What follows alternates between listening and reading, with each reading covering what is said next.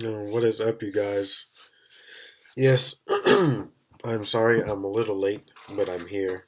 Um, I had a lot of stuff to do today. I've been swamped, but I'm here to do Black Clover, and I'm here to do the review.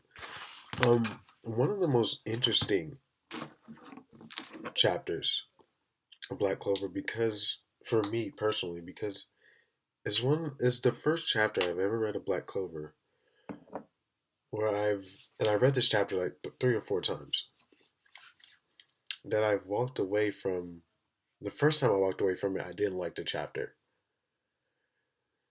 I was like, why did I not like this chapter? The second time I read it, I was conflicted. Like, well, I like it, but still something about it. And third or fourth time, I'm like, okay, I'm starting to see some things that were really put in here that you might have caught them, you might have missed. I think a lot of people that read this chapter would have missed some of the little subtle things that were placed in there that Yuki Tabata just so smoothly just trickling on little subplots one after another. It's just just weaving it masterfully. I love seeing when writers do that. But I do have my problems with this chapter, and I'll get to those later. But let me start off with the things that I think are important and the things that I liked about this chapter. First of all, we learn about Yami's dark magic and how it has a weakness.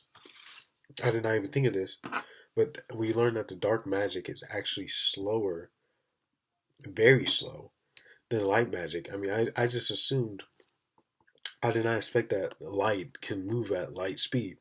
And it doesn't even seem like he does. You know, it doesn't even look like he's that fast. But or his attacks or is at light speed. But Yami does state that light will just end up dodging him at light speed. But we don't really get to see those feats. And I'm wondering, can light move at light speed? And if that's the case, Yami and Asta can't stand a chance. But anyways, we learned that the Yami's dark magic is significantly slower. That's the only perk. It's very powerful. It's very strong, but the downside is it's slow. So Yami compensates with adding. So he adds the darkness to his sword, and then he adds another layer of magic onto that to compensate for its speed. And so I thought that was very interesting, and I like that we have a weakness for Yami, who is becoming one of my favorite characters. I love his quirk. I love that he's just he's nonchalant about everything. He's kind of like he doesn't have a filter at all. He says exactly what he thinks, and I love that. Um, we also learn in this chapter, we know that the Wizard King and Light had some kind of back and forth from the beginning of this arc. But we learn a little bit more, and we see that the Wizard King it looks like he's holding something, like he has something wrapped up and chained, and that he stole from Light, or that Light wants, or that Light needs. And if you look at that panel closely, it's like a black wrapping around it, and it's chained. So I'm wondering, what is that? Why does Light want it, and why does the Wizard King have it, and why did he keep it, or what it is? It who or it, I don't know what it is, a human, an animal, a species, a demon. But why is it chained up? Why does the Wizard King want it? And why does he want to keep it away from light? And why even keep it alive in the first place? So those are all things I want to know. I thought that was a very interesting little added subplot to this chapter that Tabata added. And tell me in the comment section, what's your theories? What do you think that is? Am I missing something? Uh, or if you guys just want to theorize, what do you think that thing that's wrapped up in that bandage is and that's locked up? I can't wait to see. Um, and we also get the Wizard King's name, Narva Julius Novacrano, and I think. Tell me if I'm mistaken. I didn't go back in the later chapters to check yet. Is this the first time we're seeing the Wizard King's name? Because it might just be me, and I'm very sleepy. I'm running off of like 2 hours of sleep. But is this the first time we see? I think we've seen Julius, but is this the first time we've seen Nova Chrono? as his surname. I don't know. I could be speculating, or it would just be his last name. I could be speculating, but tell me in the comment section: is this the first time we've seen the Wizard King's full name? Uh, and Light says something interesting to Asta before he starts his attack. He says, "You're gonna pay for defeating Valtos, and give me back that Griamore." That is something. If you're just skimming through the chapter, if you're just breezing through the chapter, you will miss that. Asta's Griamore, like I said in my, I believe it was chapter 47 or 48. I said what Asta's Griamore has some kind of weird connection with not just light, but the people with strong mana that light was a part of from the past. What is that Grimoire? And I believe, obviously, it's Grimoire and his four-leaf clover Grimoire plays either a three-leaf or four-leaf clover plays a role as well. Both of the Grimoires are special. Obviously, they're very different, but both of them connect to the past with the group that Light is with. And obviously, the Wizard King and whatever he has bandaged all connects as well. I'm telling you, it's all coming together. See, when I read this chapter again and again, I'm like, man, this something's cooking up. You got to dig deep, and we also see a little hint. We go back to what Gouache is doing with Granny, and taking care of her. And we see the healer, the magic healer, looks at Gouache's wounds, and he says it dodged all vital parts. And I was kind of weird. I wanted to actually ask you guys: did you guys decipher what he actually meant by that? Is it just that like Gouache just dodged them off his own grace, or did like his body subconsciously dodge it without even thinking about it, or is it a part of his mirror ability? That part was a little weird, but I feel like it's important. But I feel like the translation was a little off. That could just be me, but tell me what you guys think in the comment section. Um, so we also see that get a little hint um, when the guy that teleports. I always forget his name. He's always scared of everything. He doesn't really want to do anything dangerous. The guy that teleports him in and out of different places. Um, he also says that mana surrounds. There's a what do you say? A force field surrounds people with powerful mana. I did not know that before. That is very interesting. I wonder how strong is that force field, and who all has it. Probably all of the Magic Knights of the high tier Magic Knights. Obviously, the Wizard King. Does Light have one? And how weak is that? Because Yami's been tagging him for 5 chapters. You know what I mean? So, but I really thought that force field was interesting. And if obviously, when you get strong enough, the force field won't matter. But I just want to know how strong the force field is. And we also see, obviously, Yami's dark magic defensive abilities, which is really cool. I really love the dark orb that surrounded him and Asta as he was about to block Light's attack. That was dope. I love Yami's abilities. Yami, the character, is both really awesome. So Gouache's Gosh, when he gets back uh, to the battle between Yami and Light and Asta and Valtos, he goes back to you know, and Granny tells him, go back, protect them. And I'm thinking, I'm looking. Were you talking to Gosh, or is there is there somebody else who's stronger that you're talking to, Granny? Or like, does Gosh need to look behind him? Like, when you talking, I'm thinking, Gosh, what is he gonna do against Light? And obviously he tells even the guy he's coming up with the plan. Just trust him. And as they go back, Gosh pulls out mirror magic full reflection. When I saw that mirror, I was like, wait, what? Where did this come from? That mirror was huge. Look at this. Go back and look at the scale between the mirror and Gosh, and as he's holding it up. And as soon as he pulls it up, I'm like, oh, mirror reflects light, of course. And I really thought that was an interesting take. At first, it breezed past my head. I'm like, okay, obviously, you know what I mean? I'm thinking like, the lights is gonna break the mirror. There's no way Gosh can deflect, because I'm thinking he's doing it out of his own strength. Can deflect lights attacks, any of it. It's impossible. He can't do it. But obviously, Gosh has the perfect ability to counter Light's abilities. Obviously.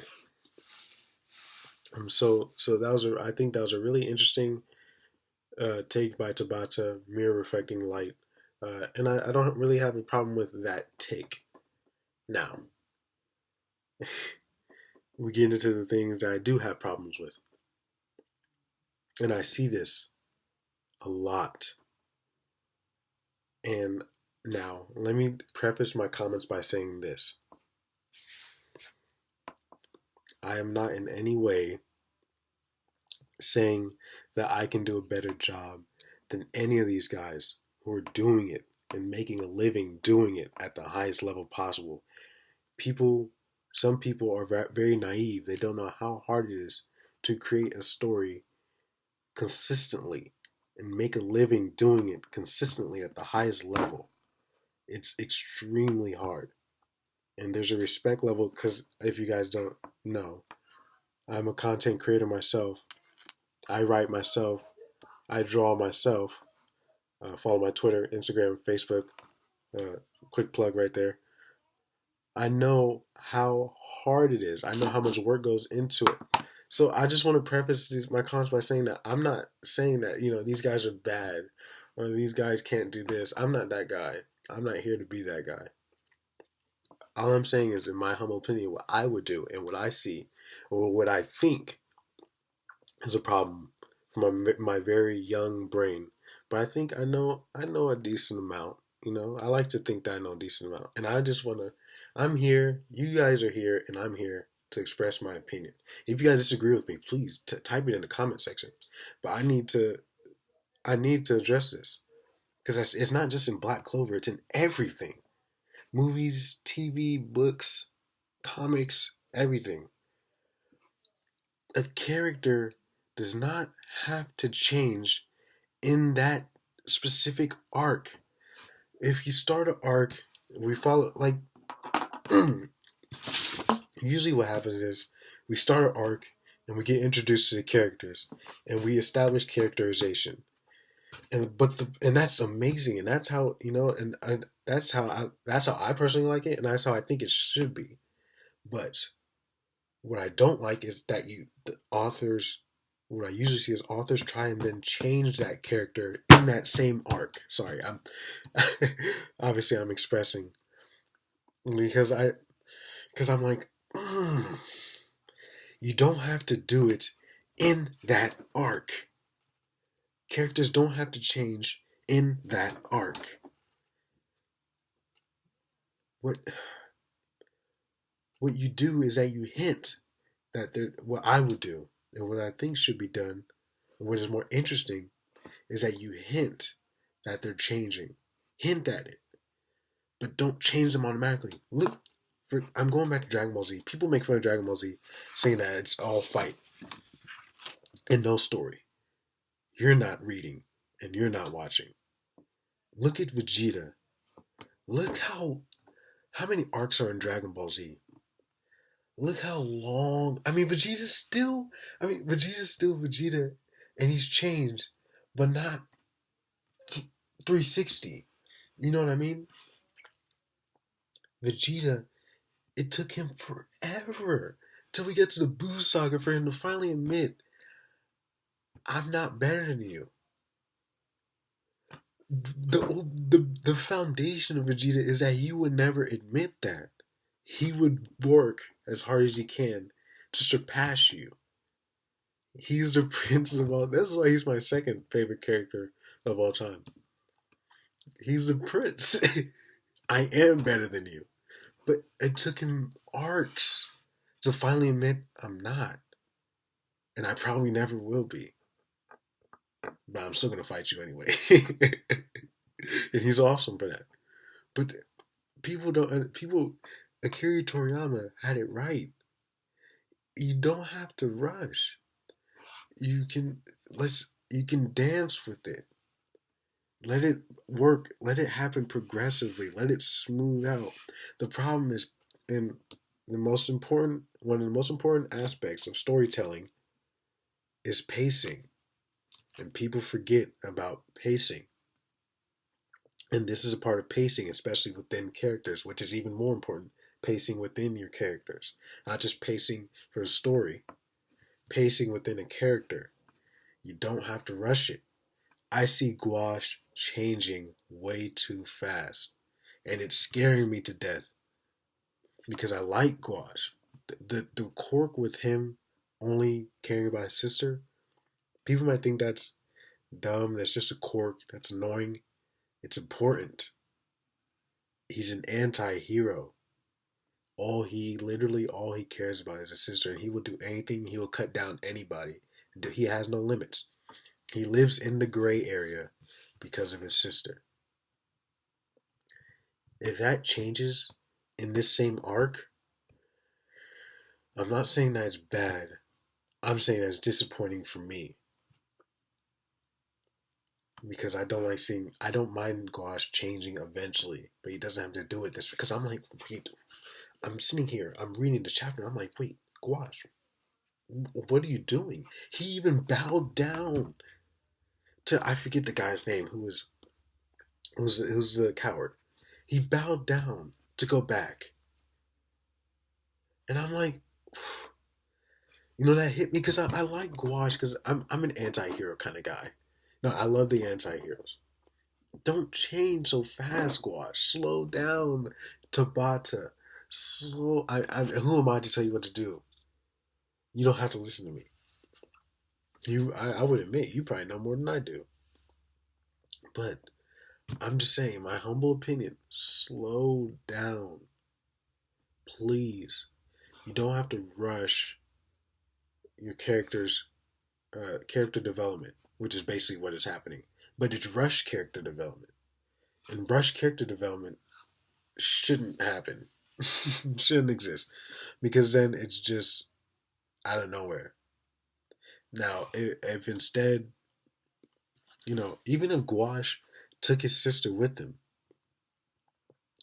like maybe Gouache, his sister convinces him, please help them for me, and then Gouache takes his sister with him. Like I will go, but you coming with me. Even I'll feel better about that. Like okay, he still has some of that. I'll still go, but even if he says it, I'll still go. But it's not for them. It's for you. Even if that's like he's changing a little bit. He's leaning a little bit. He's a little more flexible, but it's only for his sister, and I like that. I like how it's a slow burn. That's what I'm looking for. It shouldn't just be a slow burn with stories. This is what people forget. Character development is a slow burn. It's a very slow burn, and if it's a very slow burn, it just happens gracefully. And what you get out of that slow burn is a Vegeta, one of the greatest characters of all time, can't be denied. That's a slow burn. If it's a rush burn, I don't know. I don't even know who's a bad character. I don't know. People hate Obito. Maybe Obito's a rush burn. I don't know. I don't hate Obito, but anyways, that's the only problems I have with this chapter. I hope Light's not dead. I don't think he is because of that established subplot with him and the Wizard King. They obviously have to have a confrontation. Light obviously has to get back. We obviously have to see what's in that wrapping. We can't just not see it. So Light, and I think Light has to be alive. Or at least he has to live long enough to further that subplot because without him, it won't really exist.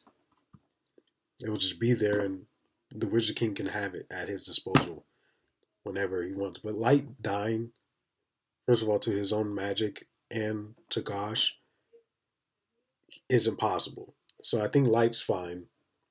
I believe that the Wizard Knights will probably show up. I don't think Yami can beat Light by himself, which is I don't have a problem with at all. I actually like it better that way. So other than that, guys, that was my review slash discussion or whatever you want to call it, of Black Clover, Chapter 50, 50 chapters of Black Clover. I mean, this has been awesome series. Check it out. Uh, it's really starting to grow into his own. Tabata, I mean, he's already established mangaka, but he's coming to his own too as a writer, which is awesome. It's always great to see that. But other than that, guys, that's it for me. It's your boy. Change my name again, Edo Comics. I'm out. Tell me what you guys think about this chapter. Subscribe, like, comment, and that'll be all. Peace.